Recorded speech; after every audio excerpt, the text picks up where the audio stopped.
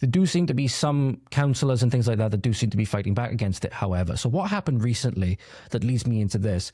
So this is reported in the Daily Mail, 2 Afghan asylum seekers have been charged with over the alleged rape of a 12-year-old girl in quiet Warwickshire town. So 2 Afghan asylum seekers have, again, quote-unquote asylum seekers, have been charged over the alleged rape of a 12-year-old girl, which has left a small Midlands town reeling in shock. Ahmad Mulakil, 23, has been charged with the rape of an underage girl in Nuneaton, Warwickshire. A second man, Mohammed Kabir, also 23, has been charged with aiding and abetting the rape as well as strangulation and kidnap of the girl, who is now receiving specialist care. Now, this is the bit that gets people really angry. Be prepared to get angry when you read this little bit, when this next bit, ladies and gentlemen. Despite the huge interest the incident has caused in Nuneaton, sources have told the Mail on Sunday that Warwickshire Police advised local councillors and officials not to reveal the asylum seeker background of the 2 suspects for fear of inflaming community tensions. So if that would inflame community tensions, that tells you all you need to know about these quote-unquote asylum seekers and their right to be here, i.e. They shouldn't be here if something would inflame community tensions if you told the public about it. One local who contacted us accused the police of a, quote, cover-up in an effort to suppress information which the public have a right to know, because God forbid you'd come to the wrong conclusion in the eyes of the police and in the eyes of the government, right? God forbid you'd come to the wrong, unapproved government conclusion. He said police feared Nuneaton would face similar violent protests that took place outside a migrant hotel in Epping, Essex last month. After it emerged, an asylum seeker staying there was charged with sexual assault, harassment, and inciting a girl to engage in sexual activity. The source said they are hushing it up because they don't want an Epping situation on their hands.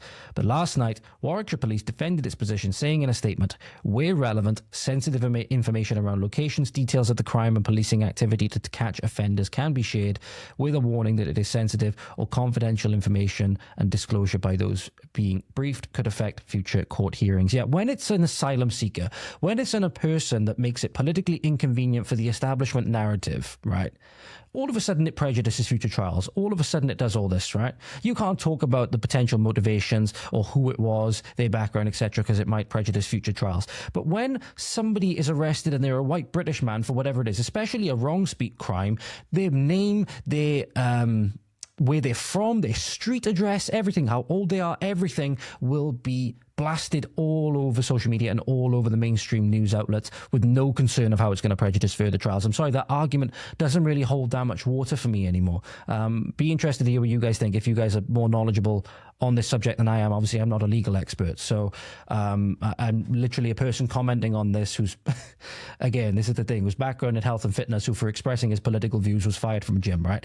So anyway, my background is not in this stuff, and I'm commentating on this stuff just because I believe that it's important and it's an issue that affects everybody, regardless of what sector you work in, regardless of who you are, whatever. So that it affects everybody. But if you have more knowledge on this and how I could be wrong or anything like that, please do let me know. Either message me on social media or down in the comments, whatever it may be. But the Warwickshire County Council, the councillor, the leader of the Warwickshire County Council, Councillor George Finch, actually wrote a letter to Yvette Cooper, I believe it was. He urged the Home Secretary to reveal the truth about the migrant attackers. So this is actually seemingly a, an example of a councillor actually trying to do good by his people. So I'm going to read you the letter now, ladies and gentlemen. It says here, from Councillor George Finch, dated Saturday the 2nd of August, to Yvette Cooper, Chief Constable of Warwickshire, Alex Franklin Smith, and CEO of Warwickshire, Monica Fogarty. Incident in Nuneaton on 22nd of July. I'm writing to you concerning the dreadful incident of the 12-year-old girl who was raped in Nuneaton on July 2nd. As you will know, the alleged perpetrator is an asylum seeker who currently lives in HMO. HMO stands for Housing of Multiple Occupancy. An article published by the media outlet Warwickshire World on July 29th provided the name of the man who has been charged in connection with this crime, 23-year-old Ahmad Mulakil. This has caused unease locally as residents have been very easily been able to join the dots together and have concluded that this man is an asylum seeker. Again, asylum seeker, quote unquote. Residents of Warwickshire can see that they have not been told the full story. Further to this, police have also charged a second man, 23-year-old Mohammed Kabir, who has been accused of kidnapping, strangulation, and aiding and abetting the rape of a 12-year-old girl. I have been informed by the CEO of Warwickshire County Council that Mr. Kabir is also an asylum seeker, living in a HMO. This is a gravely concerning development. If these accusations turn out to be true, it indicates that organised crime centring around the abuse of young girls is present in Warwickshire. This is unacceptable. In light of this development, I am calling on the Home Office to immediately remove and rehouse all asylum seekers currently living, again, quote-unquote asylum seekers, in HMOs within Warwickshire. Good move.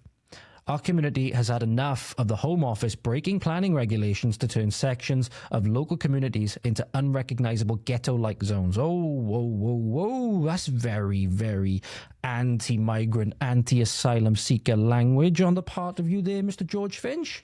Hell are you saying? You should be deprived of your job and all of this stuff, right? How dare you? Cancel this man. Cancel this man. No, it's a joke, obviously.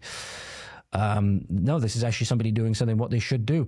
And I dare say that if you were to remove every single person, every one of these asylum seekers that were living in these HMOs within Warwickshire, I dare say you'd start to see it turn out a lot safer, at least compared to how it presently is. Imagine the nail in the coffin of multiculturalism and asylum seekers and all of that stuff that would be. But obviously the Home Office is keen to do this because they're dominated by foreigners and Muslims. The Home Office is basically a foreign office. And by that I mean doing everything at home, acting on the interests of foreigners, right? Because it's basically run by foreigners. It's basically run by foreigners and Muslims. So, and all of that is done in the name of diversity, equity, and inclusion, which is how damaging that ideology is. So now our Home Office is actually doing things that are the exact opposite of what would be best for our home. I believe my first duty as leader of Warwickshire County Council to be the protection of all my residents, and maintaining social order is a key component of this task. The continued cover-up of the true nature of Ahmad Mulakil's immigration status risks public disorder breaking out in the streets of Warwickshire. The same detail has been covered up today concerning Mohammed Kabir. I am disgusted that 1 year on from the social unrest we saw in parts of the UK in 2024, the Home Office and the police have clearly not learned any lessons from the handling of similar incidents last year. I strongly believe that the only risk to public order from this case in Warwickshire comes from the cover-up itself. Having my ear to the ground locally, it is clear that there is much appetite for protests to take place across the county.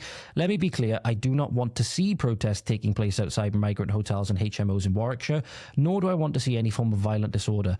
Our police have much more important things to deal with. Yeah, such as, these people are trying to protest against raping children. But they don't seem to be doing much about it. They seem to be wanting to cover that up at every turn. Maybe this is actually the most pressing issue that you have to deal with, Mr. Finch.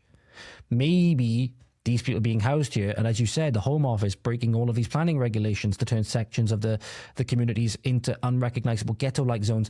Maybe this is actually the most pressing issue that you should be dealing with. Not saying you have to do your job or anything like that, but, police have much more important things to deal with. It's hard to imagine many more important things to deal with than, foreigners coming in and systematically raping children, often in gangs and aiding and abetting each other in doing so.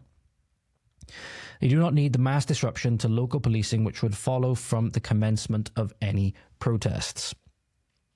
Again, just prevent the police in this instance, and just prevent the police from instance bringing in paid agitators. It's that simple. Stop the well-funded, non-grassroots people that are coming in support to stand up to racism from agitating in this way.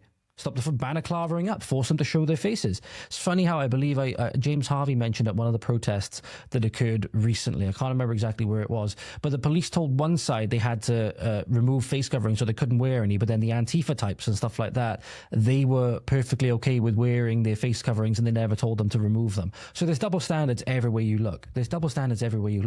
People have the right to protest, right? And I believe outside the Britannia, they've actually tried to make it illegal to protest outside there for the next 28 days, which in itself, I believe putting that ruling down from what I've seen some people posting is actually illegal in and of itself, because it violates people's freedom to protest, right? And it's a public space, so they don't really have any legislation over this as far as I know. Again, not a legal expert, just seeing more people qualified than me commentating on it.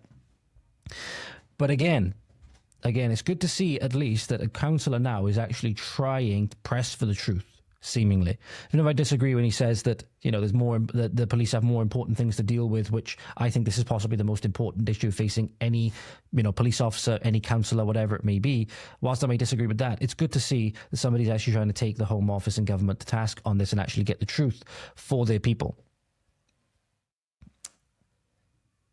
So, that was an incident that happened. And again, last thing on people being angry at people coming over and the things that they're doing. So I'm not sure where this is, but it's from a hotel known as the High Cross Hotel. And this will be the last instance now where we cover why people are angry. Why people are angry, right?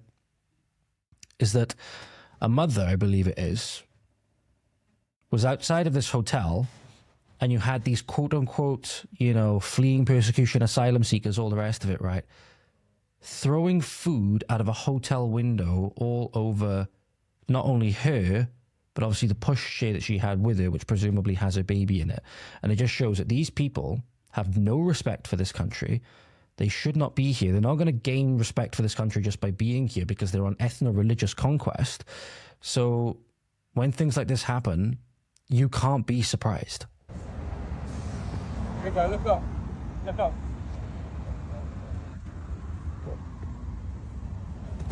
Fucking little twat. It's alright. There's a fucking baby here, you knobhead. Oi! Get out of here, do it, you little twat.